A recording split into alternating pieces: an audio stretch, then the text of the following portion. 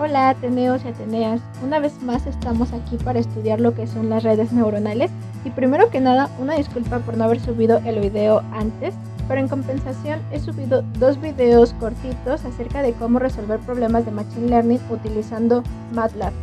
Y bueno, lo único que se requiere es tener descargado previamente la aplicación. Es una aplicación bastante sencilla e intuitiva de utilizar. Es muy fácil de utilizar incluso para las personas que aún no son expertas en estos temas, así que se los recomiendo. Y si tienen alguna duda sobre eso, me lo dejan en los comentarios. Entonces, vamos a continuar con lo que son las redes neuronales. Y hoy estudiaremos de manera intuitiva cómo es que la red neuronal aprende automáticamente. Redes neuronales, backpropagation. Como hemos visto anteriormente, las redes neuronales se inspiran en el sistema nervioso y el comportamiento biológico, creando un sistema de interconexiones en capas de neuronas artificiales que colaborarán para procesar datos de entrada y generar salidas. La neurona es la unidad básica de procesamiento que se encuentra dentro de una red neuronal. Y similar a una neurona biológica, estas neuronas tienen conexiones de entrada a través de las que reciben estímulos de valores externos. Con estos valores, la neurona realizará un cálculo interno y generará un valor de salida. Es decir, internamente, la neurona utiliza todos los valores de entrada para realizar lo que se conoce como una suma ponderada. La ponderación de cada una de ellas viene dada por el peso que se asigna en cada una de estas conexiones. Además de esto, hemos visto que lo que hace internamente una neurona es algo parecido a lo que se conoce como regresión lineal. En videos anteriores hemos utilizado a una neurona para modelar diversos problemas. Uno de estos problemas fue el de la compuerta AND. Si no lo has visto, te dejaré arriba el enlace para que entres a verlo. En el video se explicó cómo es necesario tener que variar los pesos de las conexiones de la neurona para poder alcanzar el objetivo deseado. También llegamos a la conclusión de que se pueden resolver problemas más complejos cuando se tiene más de una neurona. Cuando las neuronas se encuentran en una misma columna, se dice que se encuentran en una misma capa. Todas las neuronas de una capa recibirán la misma información proveniente de la capa anterior. Y toda la información que se genere en la capa actual se pasará a la siguiente capa. Cuando colocamos 2 neuronas de forma secuencial, una de ellas recibe la información procesada por la neurona anterior. Esto se le conoce como tener un conocimiento jerarquizado y va a ser lo que nos va a dar pie más adelante a poder estudiar lo que se conoce como las redes neuronales profundas. También vimos que cuando se tiene una suma lineal de diversas líneas, lo que se obtendría es simplemente una línea distinta, por lo cual no tendría sentido concatenar diversas neuronas. Y ahí es donde viene la necesidad de utilizar lo que se conoce como funciones de activación, que lo que van a hacer las funciones de activación es agregar no linealidad a cada una de las regresiones lineales que obtiene la neurona. Si no has visto el video de las funciones de activación o necesitas recordar un poco, te lo dejaré arriba para que puedas entrar a él. En una red neuronal, en la capa donde se encuentran las variables de entrada, se le va a denominar capa de entrada. Estas entradas pueden ser, por ejemplo, los síntomas de una enfermedad específica. A las capas intermedias de una red neuronal se le denominan capas ocultas, y es donde se va a estar procesando toda la información que se ha obtenido a partir de la capa de entrada para poder generar una respuesta. Y finalmente la capa de salida es donde se van a encontrar las variables de salida. Y para nuestro ejemplo, en la capa de salida tendríamos el conocimiento de saber si una persona padece la enfermedad o no, dados los síntomas que presenta. Pero ¿cómo aprenden las redes neuronales? ¿Cómo pueden hacer todo esto de forma automática? ¿Podríamos programar una red neuronal para que nos pueda decir si el correo que recibe una persona es spam o no? Sí podemos hacerlo. Para resolver este problema, lo primero que necesitamos es tener una base de datos, y esta base de datos tiene que contener las características principales de diversos ejemplos de correo electrónico. Podrían ser, por ejemplo, el nombre del remitente, correo electrónico del remitente, el asunto. Además de esto, como ya mencioné, se debe conocer previamente si el correo pertenece a la clasificación de correo deseado o a la clasificación de spam.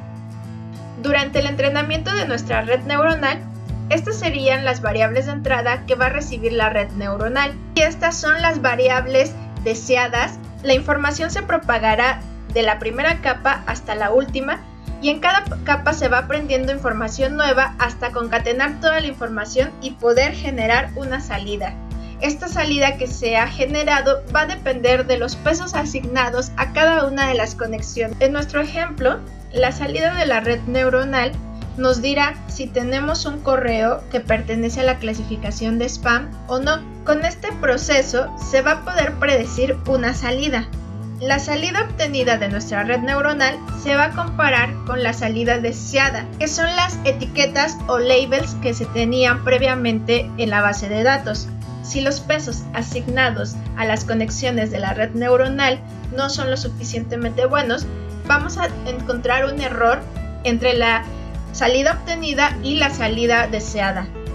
Lo que haría el algoritmo es revisar capa por capa de atrás hacia adelante para disminuir el error. Y a medida que va revisando capa por capa, cambiará los pesos de las conexiones para calcular una salida diferente. En otras palabras, la información inicialmente se propaga de adelante hacia atrás, obteniendo así una salida. Se compara con el error y el error se va propagando capa por capa para que con esta información se pueda modificar los pesos de las neuronas. Una forma intuitiva de entender cómo funciona el algoritmo de backpropagation es si pensamos en cómo funciona estructuralmente una empresa. En una empresa podríamos tener a la cabeza lo que es el consejo de administración, seguida por el director general.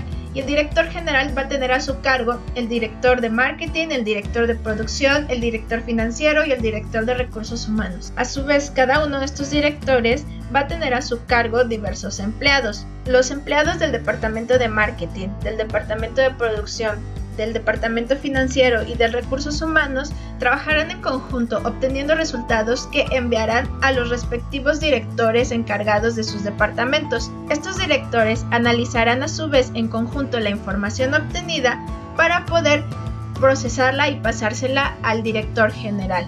A su vez, el director general juntará toda esta información y la compartirá con el consejo de administración. Al recibir la información de cómo se está desenvolviendo la empresa, el consejo de administración podrá evaluar y darse cuenta que a lo mejor hay algo que no está saliendo como ellos esperaban desde un inicio.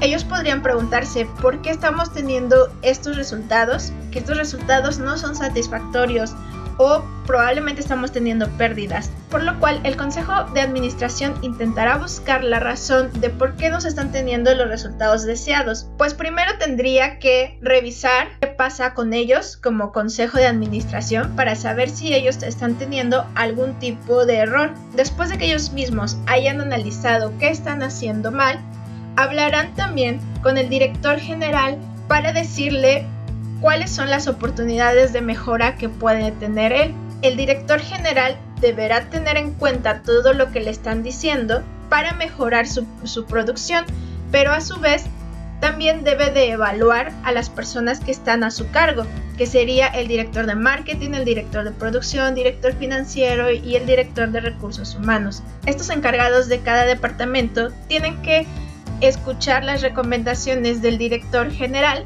y a su vez también tendrán que hacer una revisión del trabajo de los empleados que tienen a su cargo.